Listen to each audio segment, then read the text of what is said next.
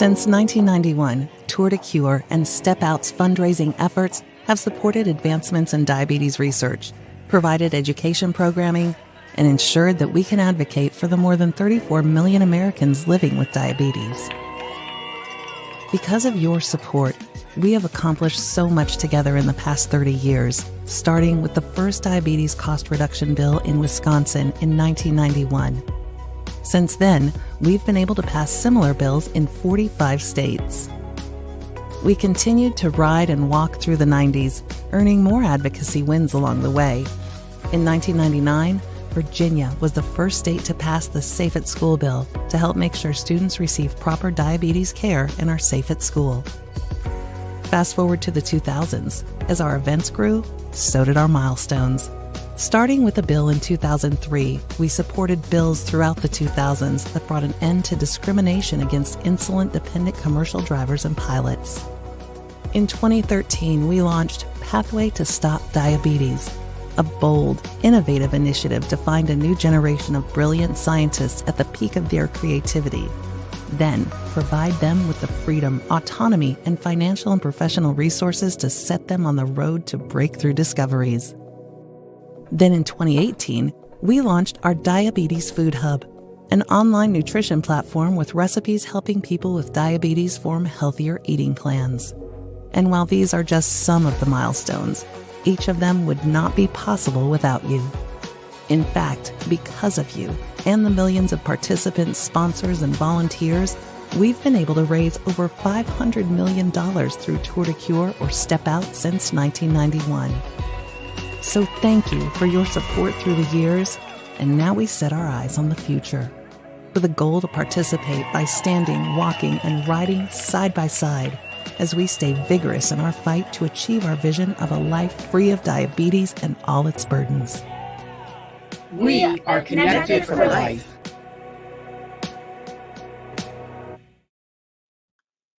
Hello, everybody, and welcome to the 2021 Texas State of Diabetes Virtual Lunch Series. Please do say hello in the comment section and let us know where you are and where you're joining us from. In today's live webinar, we will be discussing culture, food, diabetes, and wellness. My name is David Lopez. I'm the Executive Director of the American Diabetes Association here in Texas. And our intent today is to bring together industry leaders, healthcare providers, innovative technology creators, and community members from across our state to share insights and find solutions to help people living with diabetes to thrive. Panel discussions aim to affect the positive change in health for people living with diabetes and their families, and in their underserved communities.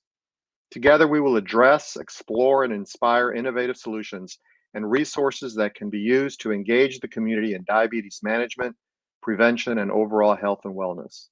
A special shout out thank you to our sponsors, Humana and the McGovern Medical School at UT Health, the Department of OBGYN. Now I would like to introduce a special message from Dr. Bob Gabbay, Chief Scientific and Medical Officer for the American Diabetes Association. Hello, everyone. Welcome to the virtual State of Diabetes 2021. My name is Bob Gabbay. I'm the Chief Scientific and Medical Officer for the American Diabetes Association, sometimes known as Dr. Bob. And it is my pleasure to welcome you to our program today. Diabetes continues to be an incredible public health problem. Literally, there are 34 million people with diabetes, 88 million people with prediabetes. The vast majority of them don't even know they have prediabetes. Most of the diabetes in the US is type 2, something like 90%. And so why do we care so much about diabetes?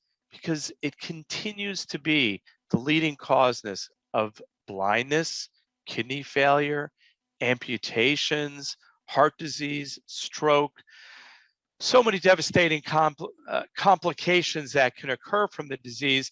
The good news is that we can do something about all that, and that's why we're here today. The State of Diabetes aims to bring positive change, to educate us all, to share ideas, to problem solve, to figure out how do we make a dent in diabetes together.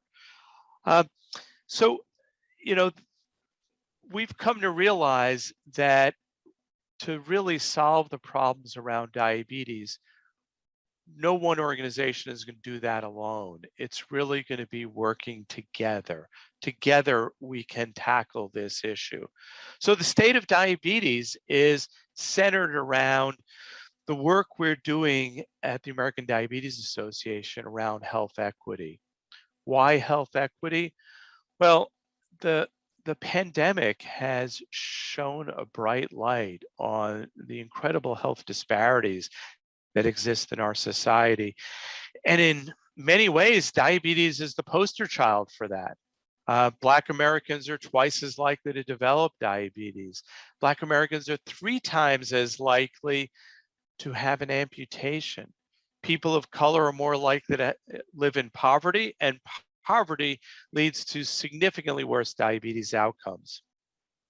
So our State of Diabetes program is centered around our 5 pillars.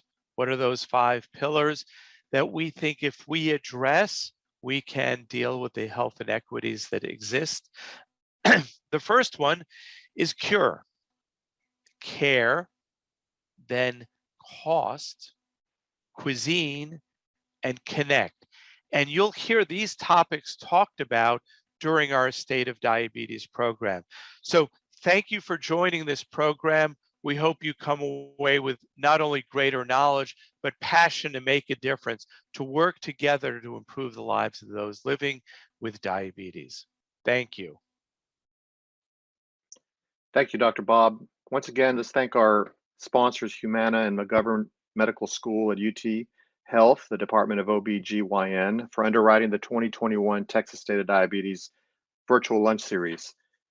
We love engaging in an interactive exchange, so if you have a question or a comment anytime during the session, please enter it in the live chat, and we will answer as many of those as we can. Also, we're just like everybody else. We love being loved, so do push the like button and cheer us on. Joining us today as our panel moderator is Tiara Smith, the Senior Manager of Beyond Type 1. She earned her master's in nutrition education and is passionate about helping others to share their stories and feel empowered to build a life towards becoming their most healthiest selves. So Tiara, take it away. Thank you for the introduction, David. Hi, everyone. My name is Tiara, and I'm excited to be a moderator today for this important discussion surrounding food, culture, and diabetes. We have a great panel of guests who are each passionate about this topic and using this topic to inspire us to help people with diabetes maintain a healthy relationship with food without feeling like they have to compromise on the foods that are a part of their cultures. With that said, let's welcome our esteemed panelists. We have with us today Wesley McWhorter, who is the Assistant Professor in Health Promotion and Behavioral Sciences and Director of Culinary Nutrition for the Nourish Program at UT Health School of Public Health. Dr. McWhorter is also a faculty member at McGovern Medical School, serves as a national spokesperson for the Academy of Nutrition and Dietetics, and is an advisory council member for the Teaching Kitchen Collaborative. In addition to being a registered dietitian, he is a professional chef and a certified strength and conditioning specialist. Today, he will share with us his passion to close the divide between culinary literacy and nutrition education and policy. Welcome, Dr. McWhorter. Hey, thanks for having me on. Really excited about this panel. Yes. And next, we have Esperanza Hope Galvan, who is the Director of Care Integration and Population Health Transformation at Harris Health System. She successfully spearheaded the launch of the first cutting-edge multi-sectoral food prescription program for food insecure patients living with diabetes in the region. Hope is a registered nurse and certified diabetes care and education specialist, named twice in Houston Chronicle's top 150 nurses in Houston in the Galveston area. She uses her experiences in clinical practice, community education, and leadership to inspire and motivate healthcare transformation. Welcome, Hope. Thank you. Happy to be here. I'm glad you're here. And for our final panelist, we have Joy Ashby Cornthwaite, who is a registered dietitian manager and certified diabetes care and education specialist at McGovern Medical School at UT Health Department of OB/GYN. Named the 2019 Texas Diabetes Educator of the Year, Joy is committed to developing partnerships that support personalized diabetes care and education, and providing access to resources for every person living with diabetes, their clinical teams, and the communities that support them. All right, so we're going to have a really fun discussion today. So let's just dive right into it. Now, I'm going to leave this question open for anyone to answer. Why do diversity and inclusion matter so much in nutrition education? Who wants to go first? I'll dive in. No, you go. You go. Go, okay, Joy. Excellent. So I think that it is a foundational piece to diabetes care and management. And it also is a foundation to the human experience, right? For many people, their cultural traditions are woven in who they are as a person. And so you have to think about this diversity, inclusion. You have to think about it when you're caring for someone living with diabetes in terms of nutrition, yes. To add to that, I mean, from the chef perspective, food is life and life is food. And I think so many people feel that way.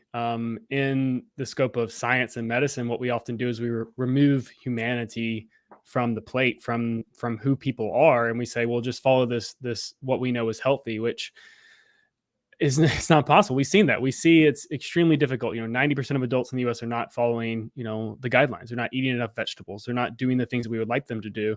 And one of the predominant reasons for that is the lack of flavor in food and what we term as healthy food. So one of the big reasons for that is we have one singular lens of which we talk about food and nutrition. It's massively important that we look outside of our own experiences to say, what flavors exist and how does that map back to our patient's culture, my own culture. I'll share my own personal experience as a Southern white male growing up in Southern Alabama and being told all the food I ate growing up wasn't healthy. As I went through education, went through, some of these nutrition degrees, I realized that didn't map back to what the truth actually was. And so many of our patients have similar experiences, but they haven't been given that education or provided that education to know the difference. So what they end up doing is rejecting cultural foods, which often have a high amount of vegetables and complex carbohydrates, and replace them with processed foods and foods that are not good for us. So we're actually doing, a really disservice to many of our population, especially in the Houston area, that want to do better, but we're just providing really bad advice. We have to do better by being more diverse in our recommendations and being more inclusive in our recommendations. Hope, do you have anything to add? Yeah, I just think from my perspective as a leader in nutrition services and as a nurse, I've been in diabetes education for at least 15 years, and just in the last probably 5 years, I've really seen more of the focus for the cultural piece, because I will say that when I first started this, it was really teaching, like Wes said, what is healthy. But what was healthy wasn't necessarily the plate that looked like my plate as a Latina. And our patients saw that. It's like, I can't relate to what you're telling me to do because I don't see anything here that looks like even remotely close to what I like, the flavors I like, and the type of foods that I like. So I think we've come a long way, and I think we continue to progress in that direction. So I love where we're going with the whole nutrition education, the nutrition perspective for our patients. Yeah, absolutely. I think we're all passionate about like patient-centered care and meeting our patients in our communities where they are. And part of that is understanding who they are and what represents them and their families. Living with diabetes, for disclosure, I have diabetes. We know that food can either be a community event or it can feel isolating if you're someone who doesn't feel like you can participate in everything that you're used to after your diagnosis. So I think that's also part of the reason why diversity and inclusion matter this much in nutrition education. And I'll also add, like, when we think about like health and dietary patterns, like kind of what Hope said, what may be healthy on my plate may not be healthy on someone else's plate. I come from a Jamaican Southern heritage, so our plate's going to look different. But also, we share a lot of plant-based foods that I think that don't get enough credit here.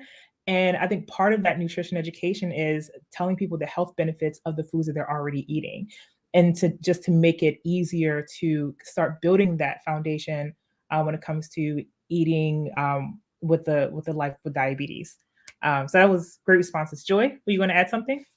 No, I'm just saying exactly. That is, Yeah. a lot of, and Wesley knows more about this than I do because he is a chef. I don't know about But as I sit with my patients and I look at their cultural norms and their cultural traditions and that are plant-based, a lot of people have a very strong basis, even in seasonings, to start off with, like, a sofrito, or is it called, like a McWhorter, like the trinity of foods that can begin to flavor.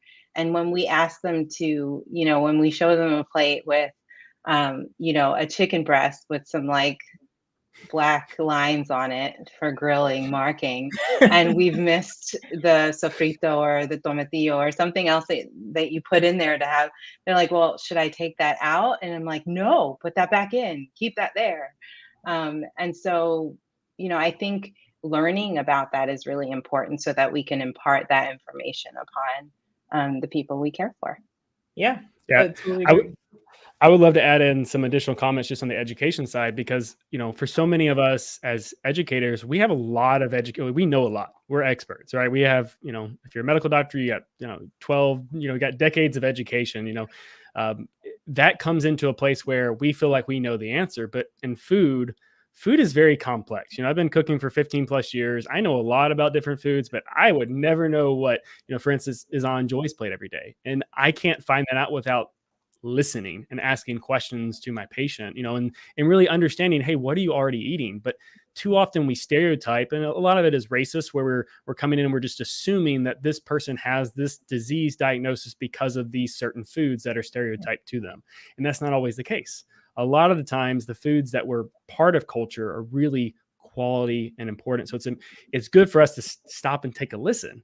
And the next really important point is, as humans, we are motivated by flavor, not by nutrition. So when we start the conversation off with, this is healthy, most people's image is a sad salad.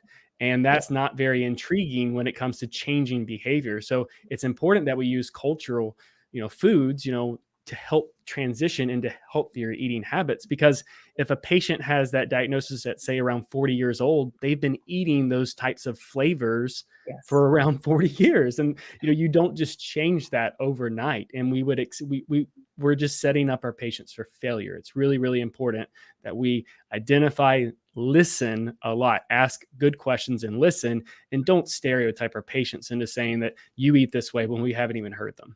Yes, that is, wow. I don't think I could have ended that question any better than the three of you did. All right, so let's move into the second one, which is, how does food pharmacy address and honor personal food and culture while supporting diabetes wellness? I feel like this question is probably best geared towards you. Okay. Thank you. Well, I have to start with, the food pharmacy is really it's a village, right? It's the Houston Food Bank, it's Harris Health System, it's UT School of Public Health. And, we've all basically just come together, because the food pharmacy, when we started that, it was really to address the food insecurity for our patients, right? But then we took it to the next level and said, diabetes, it's one of our top 3 diagnoses here at Harris Health. But if you're touching the patient with diabetes, you're going to probably be touching that patient with hypertension and hyperlipidemia. Mm-hmm. And then we looked at our patient population and kind of tried to learn about, if we have this food, we're screening for food insecurity, we have this food, how do we take it to the patient's table? So then that plate, that cooking skill, that education, then can reflect on their biometrics, which may be weight, may be diabetes or education knowledge, or maybe A1C. And then how do we get that back to our patient so that way it can reflect in our numbers when we see the patients come into the clinic? So to answer your question, it takes a village from what we're doing in the food pharmacies, right? But, in our partners, so for instance, UT, Wes and his team, when we collaborated with them, I loved when I first met them, they were like, Hope, we're going to talk to your patients. We're going to talk to your dietitians, your experts who are educating your patients to find out, what do they experience? What do they already know? What do they want?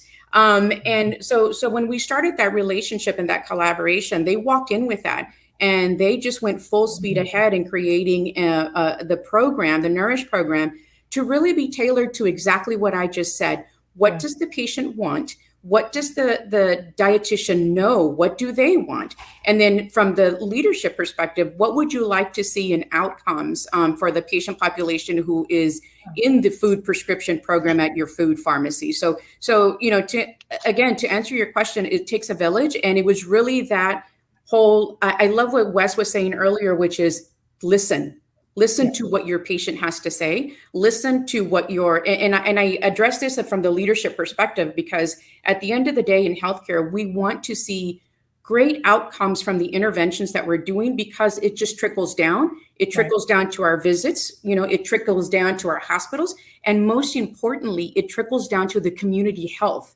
When we work with our partners in public health, that's what we strive to do when we create programs such as the food prescription program at Harris Health. And again, the food prescription wasn't started by us, right? We just brought it into the clinic. So that way it becomes a visual to our patients that when they walk in, this is so important. Nutrition is so important that my doctor, my nurses, my patient care technicians have brought this intervention into the clinic. It's that visual. So again, I think I went a little bit over more than you wanted, but I'm excited about these things. So no, I can tell, and I love it. I don't think I haven't heard much about food pharmacies before and the impact that it could have on a community health basis. And Wes, I would love to just get your perspective on this question as well. Yeah, this could be a deep dive. Hope knows this, and Joy knows this, but too often we see a patient, we give advice and say, hey, this is what you need to do. And then come back, see us 3 months later, and we mark them as non-compliant because they didn't follow it. Did we even check what are the barriers? Do we check for social determinants of health? Did we screen for food insecurity? Did we screen for nutrition security? Did we screen for any of the things that might actually be occurring in our patients' lives? And I think that's where the food pharmacy stems from, is it's actually saying we have a duty more than just prescribing something our patients cannot follow. And, partnering with the food bank, it provides, we're not just handing out calories, we're handing out foods that are quality, foods that can help improve health outcomes. And I think it doesn't stop there. It goes into the teaching kitchen, where there's the opportunity to also try it and say, I cooked these Brussels sprouts and I like them now. Because I've already said sad salad, but I need to keep saying it. Healthy food does not taste good to most people. And I think as practitioners, we have to get that through our head that, yes, we might like the salad, but most people don't. And most of the times the vegetables and the healthy foods haven't been prepared in a way that's enjoyable. So that teaching kitchen and that food pharmacy provides a space where I'm not investing my money and wasting it on something that I might not enjoy. It's providing skills, and centering it on the patient to say, these are the ways that I can empower my own health. The other big thing that we really like to do is we want participants to disagree with us. If we cook a dish and they don't like it, cool, tell us why you don't like it. I don't like this kale. That's awesome. I don't like kale. There's 15 other different, dark leafy greens that we can try. There's different recipes, there's different spices that we can figure something out that you will enjoy. And that's what the beauty of, these spaces are, is it's not just, let me write this and see you later. It's how can we do this within the four walls of the clinic to expand and help, actually overcome some of these barriers that our patients are facing, and no fault of their own. Right. Yeah. Right. And I have a follow-up question. This is for anyone here. When you're talking about leading with flavor instead of just a pure nutrition component, what have you seen from your patients when they realize that this is actually going to be like a true collaborative effort? There's no one who's going to say, eat this many calories and your plate better look like this. All of you are taking such a patient-centered approach, but what have you seen in your patients' eyes when they realize that, oh, someone actually cares about me and my diabetes? I think if you don't mind, I was going to say, Joy. There's so many great stories from the food pharmacy, and some of them have just been eye-opening. I'll give you a quick example. One story that I heard was, because they have access to these healthy foods and they know what to do with it. I've heard patients say, I've always been told that I needed to do better. I've always been told that I needed to lose weight. I've always been told that I shouldn't be eating, rice, beans, or whatever it is, right? And but now I know how to do this, right? One of the things that was most eye-opening for me was when a participant in our food prescription program expressed that after she started having more fresh fruits and vegetables and she knew what to do with them, she's like, I started exercising, I'm out walking. And in my head, I'm like, well, okay, that's great. You're eating better. Then she said, I don't feel so bloated anymore. That's, so it was what she was eating was making her feel so bloated that, it was now that she had access to this healthy food, she didn't feel so bad. And it was just amazing to hear that because I had never even thought about that piece. The other thing is, Wes earlier, I've been a nurse for many years, greater than 20 years, and I'm aging myself now, right? But through all of these years, the word non-compliant, I've read it in hundreds of charts, thousands probably of charts, right? Mm-hmm. But we've never taken it to the next level as to understanding, is it truly non-compliant? And I'm going to finish this really quick. I had one of my doctors call when we first started the food pharmacy at one of our sites. And he's like, Hope, I need your help. And I'm like, okay. And he's like, I have a patient who is on insulin. She can't get her insulin. And so I'm in my head thinking, oh, I know where you can get some free insulin. And I'm thinking of all kinds of things, right? Then he says to me, he goes, I asked her, well, why can't you afford your insulin? And she said she's got 4 teenage boys and they eat a lot. So she's buying groceries instead of her insulin. Hence, Hope, you have your first participant in the food prescription program. Mm-hmm. As a nurse, I wasn't even thinking about those things. And, this was, 3 years ago. So I just caution us. And I really love what Wes said about the non-compliance is that healthcare, as we're moving and creating some of these social determinants of health interventions, is that we have to have integrity behind what we're doing so that we're not labeling our patients as non-compliant because we don't understand why they're not doing something when they should, they must, and they have to, right? Because this is what's best for them. So I think that was one of the biggest things that I've seen with this whole food prescription program and what we're doing with UT and the Houston Food Bank. So. Yeah. I think, Hope, to link what you said to what Wes said, I think the listening component is massive, right? Because if you listen and not just listen to listen, to have someone speak at you, but if you pause, let them continue to speak to you and then really hear what they're saying. She was saying, not that she couldn't get the insulin, not that she wouldn't take the insulin right.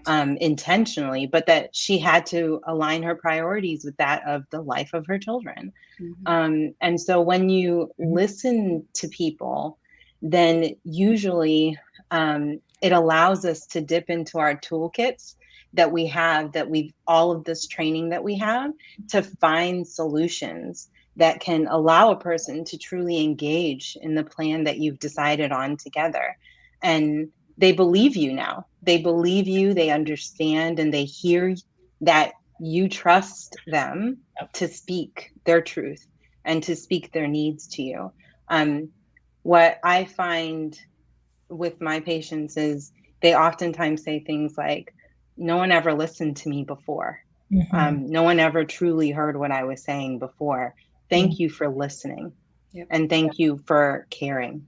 And so I think that this amazing bridge that you all have with the food pharmacy, where you take the knowledge that you have and you build skills for the people that you're caring for so that they can move into their homes and their communities to make the most healthy eating decisions is just phenomenal. I mean, just imagine being empowered to make a change versus dictated to. It's pretty powerful.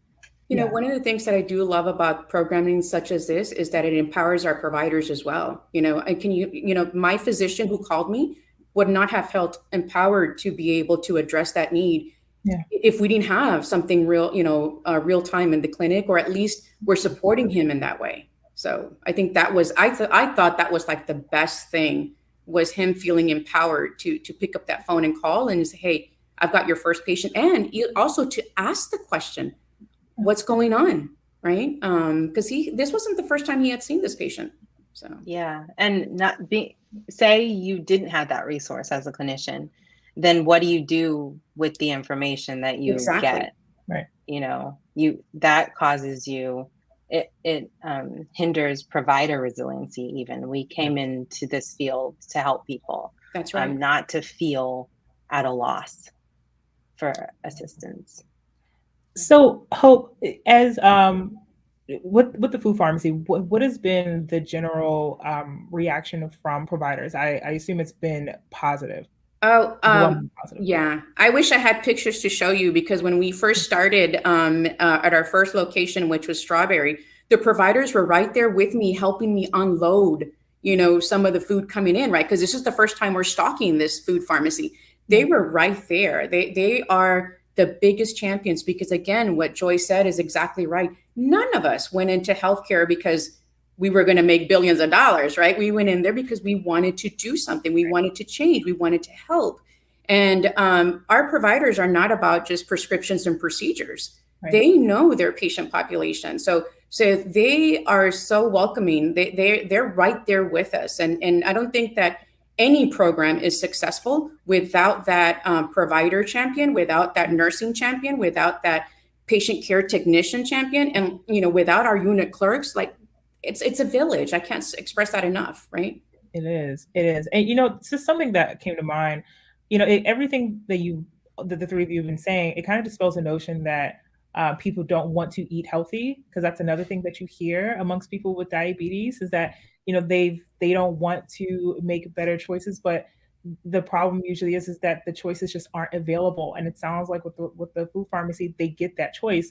I can't stop thinking about how you said that your patient said that she wasn't feeling bloated anymore and that she was starting to feel better, and that led to the other habits like going for a walk. It's just, food is complex, and you realize that it's not the food, it's the circumstances surrounding it. Yeah. Wes, did you have anything to add as well? I like to flip the script on that question and say, who wants to be sick? How many of your patients want a chronic disease? And obviously the answer is 0%. If there is that 0.1%, then there's a mental health issue. So no one wants to be sick. Right. And if we look at it through that lens, then you start to actually look at the barriers and what facilitators. And I'm going to keep harping on this because it's so important that we enjoy our food. One of the studies we completed recently illustrated very clearly that the way nutrition is introduced impacts patient outcomes. So if it's treated as punishment, which is typically the case, like, oh, you got an A1C of 7.5, you gotta change your diet, you're bad, you're wrong. And that then creates this feeling of, I'm bad, I'm wrong, I gotta change everything, I gotta find a solution, instead of like, oh, well, we see your A1C is higher, how can we help support you to improve your health? And just that just shift, that little pivot, can add so much value into the feelings for the patient and how they interact with their CDE, or how they interact with the dietitian, or how they actually want to go to a class. So a lot of this boils down to communication, and what Joy was saying, what Hope was saying about listening, asking questions. I think the statistic for most physicians is they interrupt their patient after about 9 seconds of talking, which is absolutely absurd if we really think about, just listen a little longer, ask some good questions. It's not that you have to spend an hour communicating, but a little bit of time to listen, find out what's going on, and provide some good information when in regards to, not punishment, but being positive on nutrition and food. Yeah. And it definitely goes back to what you said earlier about flavor. Like, one of the things I love asking people is like, what do you like? What are you already cooking with? Yeah. Like, did you know that, if you're using a lot of salt, you can use like lemons and vinegars and different herbs and spices that are already things that you're already used to how will you find a different way to include them? And then like kind of going back to what Joyce said earlier, if you just take a few minutes to listen, even if you ask the basic question like, how are you? Tell me how your day is going, tell me how your week is going, you'll hear those little clues that may give you some insight into why their diabetes just isn't working out for them at that time. I think I had a conversation recently with someone, and she said that when she works with her patients on nutrition and food, she wants them to leave empowered, but also very open-minded to possibilities of what they can do with food. I mean, Wes, you're a chef, that there are a million things that you can do with food that people probably don't even know that's possible. Know about, yeah. Yep. So I think we have another question, but I feel like we've kind of already answered this. About how does the food pharmacy model drive collaboration between the clinical team and participants? Hope, did you want to continue to add anything there?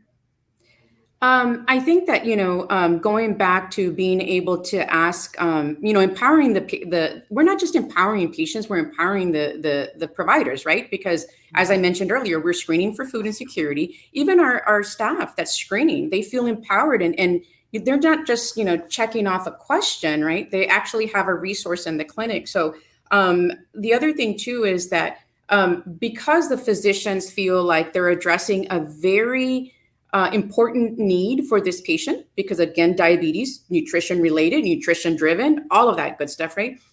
They do see that the food pharmacy does come back to them in some sort of clinical outcome, right? And I think that the patients, what they see is, my doctor sent me here. They want you to help me. I've heard that before. Well, at least from my team, right? My team have great stories about what the patients feel. It's like, well, I was sent here, and sometimes they don't know necessarily exactly what they're going to be getting because there's this whole sense of, is this too good to be true, or what am I expected to do, right? Yeah. But yeah, it really connects everybody. And there was a study recently that talked about that patients who participate in food prescriptions feel like, oh, wow, they really care about me. Yes. That was a qualitative study that came out not too long ago. And I think that's true. That's how the patients feel. Yeah. And as a patient, I can say like when a provider actually hears you, especially when it comes to food, it actually makes you more collaborative, not with just that provider, but other providers too who are involved in your diabetes care. And not only that, but it keeps you more internally motivated because you have someone to share that success with as well.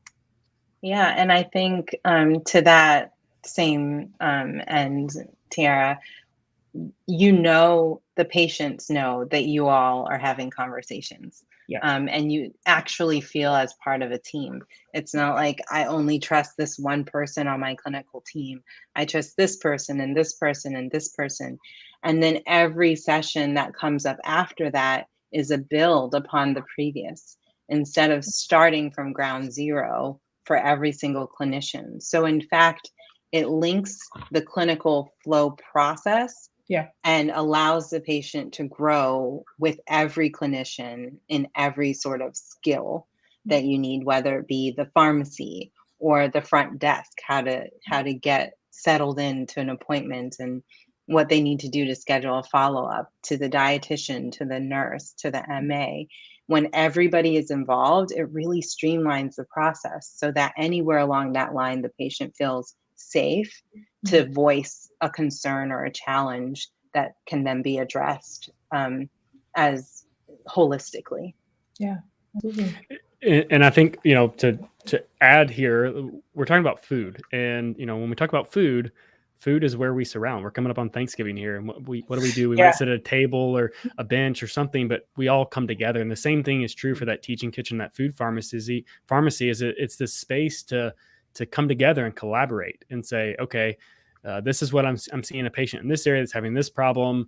How can we have the CDE or the community health worker or the dietitian or the social worker or the nurse? How do we all work together to really tackle some of these problems and barriers? And it just makes sense that we can do that. And this is something that we have to do more, is work together. For a long period of time, we didn't, and we can see the success we had. It didn't work. So the way forward is that interprofessional collaboration where we talk to each other and we say this is the problem, and we're not scared that someone's going to take over some area, but we literally, provide a seat at the table. And if there's not enough seats, we'll get a bigger table. There's room for every practitioner in the food pharmacy, in the teaching kitchen, to work together to improve our patient outcomes. And I actually have another question for all of you, and this is mainly for patients who may be watching this. What are some misconceptions that people have around culture, food, and diabetes? And also, when you are working with a patient who is from a diverse background, what are some of your opening tips that you provide? Do you go over the foods of their specific culture? What is your method of working with patients of diverse backgrounds? I mean, I guess as the dietitian, CDCES on the panel here, I start off with, and this may be too open-ended for some people, but it's never too open-ended for me because I find so much. It's like personal experiences, and it enlightens me as to what we should do next. I just say, tell me about you and your diabetes journey, and what challenges you've had around food. Yeah. And there will be things that come out, this is my experience in the past with nutrition. These are the things. What do you do? Do you cook? Do you cook with family? I just find out as much as I can about that person's food and experience and their diabetes journey, and then start ticking off the boxes one by one, all the sort of clinical standards of care, but only the way that they need to receive it and in the direction that they want to go today. Yeah. And also, we know that there are certain eating patterns that are usually held up as the standard. But I think the great thing about this conversation is that we know that that's not the only way to live with diabetes. Just throwing Mediterranean diet out there, that's being, the top thing. But Wes, you're laughing. So I would love to dive in here, but please finish. This is a pet peeve area for me. But we hold Mediterranean diet in this high esteem, but what we don't talk about is, that eating pattern, that way of eating, is found in many places around the world. But we try to force every other culture through that lens of a Eurocentric worldview, which doesn't work, clearly. Should not say this is the one way to get to healthy. We should say there's many, many ways to get there. I have a lot of family down in Honduras. If I ask them to say, you need to eat a Mediterranean diet, what does that mean? What does that mean to my family in Alabama that they got to eat a Mediterranean diet? Is that a gyro? What stereotypical food can I think of? And that's often what we do to other cultures. We say, oh, you're from Alabama, you eat a lot of fried chicken, which, I mean, honestly, we're playing to a lot of racist tropes and a lot of stereotypes. And that's why we really need to practice cultural humility. It's of the utmost importance to know, if I hear someone's from the Philippines, I might know some typical foods, but I don't know everything they eat. So I should ask questions. Yeah. And then that helps build that repertoire for me to really understand, okay, they're telling me about these foods. What kind of category does that food fall in, so that I can, help guide the patient instead of prescribe. As providers, we're taught to prescribe. We have the answers, but in food, we have to listen more and be more of a Google Maps. We have to be more of a guide to get to healthy eating. There's a lot of different ways to get there. Yeah, that's right. I mean, and also I love asking people what does health mean to you? And your family, what is your representation of health? Because your representation is not going to look like mine. And I'm actually going to expand it not just with food, but also related to body size, which is closely related to diabetes and food and culture as well. But yeah, Wes, that was great. Joy, Hope, any other comments on that question? All I was thinking, Leslie, when you were talking was food is a choose your own adventure. It is. And we should allow people to choose their own adventure, because in that way they're engaged and interested.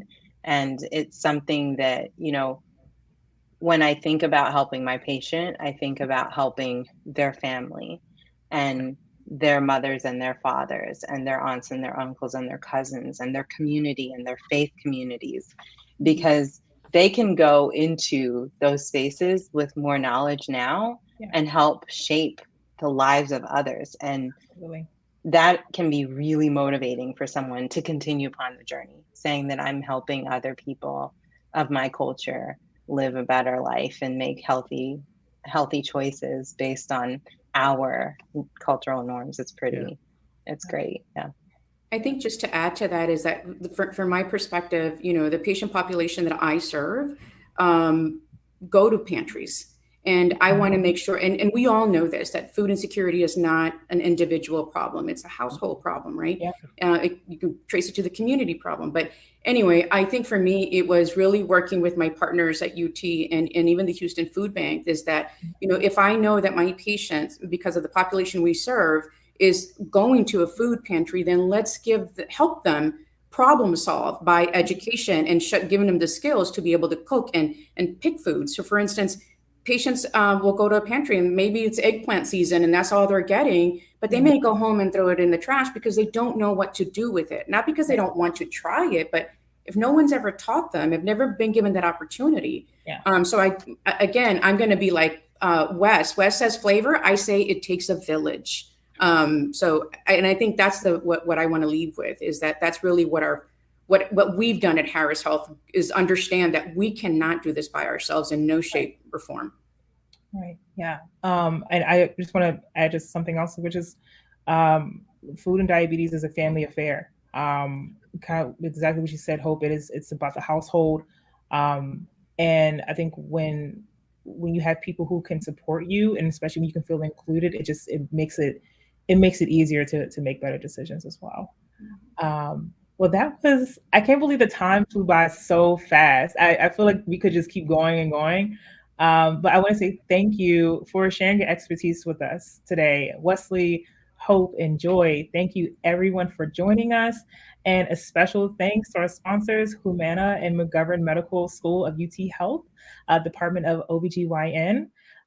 Remember to join us every day this week from 12 to 1 Central Time for our 2021 State of Diabetes virtual lunch series. Have a great day. Be safe, be well, and stay connected. Inequity isn't invisible. To see it, all you have to do is be willing to look. Education, housing, income, and access to healthcare are underfunded and undermined for people of color and others who are underserved. The result? Systemic health inequity.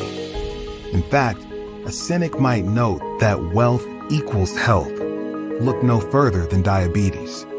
It increases the risk for other serious illnesses, including dying from COVID-19. Diabetes is the bellwether not just for the health of our communities, but also for the health of our healthcare system and the health of our society. The inequity causing diabetes isn't invisible. The burden isn't shared. From those who are most likely to live with diabetes to those most likely to suffer complications and the Americans most likely to die from it. Confronting the reality of diabetes is confronting the reality of health inequity in America. Inaction is no longer an option. Health equity is a right, not a privilege. No matter your race, income, zip code, age, or gender. It's time to demand health equity now.